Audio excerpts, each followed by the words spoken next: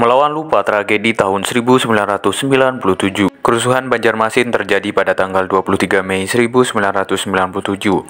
Saat itu, Banjarmasin dilanda kerusuhan massal, menyusul kampanye Golkar pada hari terakhir putaran kampanye Partai Persatuan Pembangunan menjelang pemilihan umum legislatif Indonesia tahun 1997. Peristiwa besar ini pun kemudian disebut sebagai Jumat Kelabu. Pada hari itu berlangsung putaran terakhir masa kampanye pemilu 1997 dan bertepatan dengan hari Jumat, yang secara kebetulan merupakan hari kampanye Golkar. Menurut rencana semula, setengah hari kampanye diawali dengan kampanye simpati berupa pendekatan kepada kalangan bawah dengan menyasar buruh, pengojek, dan tukang beca.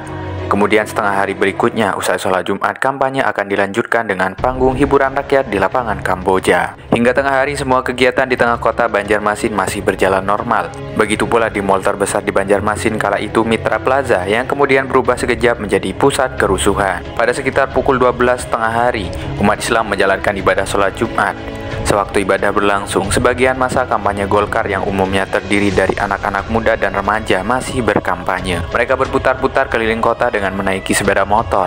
Banyak di antara sepeda motor itu knalpotnya dicopoti, dan suara raungan mesin motor dirasakan sangat mengusik ketenangan mereka yang sedang beribadah. Ketika masa yang akan berkampanye itu melintas, jemaah sholat Jumat yang meluber sampai ke jalan itu masih sedang membaca doa.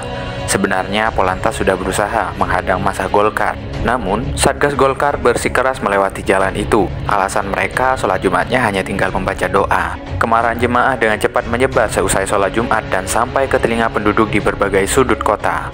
Usai sholat Jumat, terjadilah kerusuhan di depan kantor DPD Golkar Kalimantan Selatan. Kabar itu segera tersiar dan massa berdatangan tanpa bisa dibendung. Mereka akhirnya bentrok dengan Satgas Golkar yang rata-rata berasal dari Organisasi Pemuda Pancasila dan FKPPI. Karena massa terlalu banyak, Satgas Golkar terpaksa mencari jalan selamat. Namun akibatnya ada 6 mobil peserta kampanye Golkar yang dibakar. Depan kantor Banjarmasin Pos dari arah timur, ribuan massa menyerbu dengan membawa senjata aneka macam. Mereka kemudian bergabung dengan massa penyerbu yang mula-mula muncul di pinggir lapangan. Panggung kampanye pun diserbu dan dirobohkan. Penyerbu bertarung dengan 20.000 massa Golkar yang sedang berkumpul di sana. Para petugas keamanan tidak mampu mengendalikan pertarungan dengan kekerasan tersebut. Peristiwa ini merupakan peristiwa terparah dalam sejarah Orde Baru, yang mana apabila kita ceritakan sampai detail akan butuh waktu yang sangat panjang.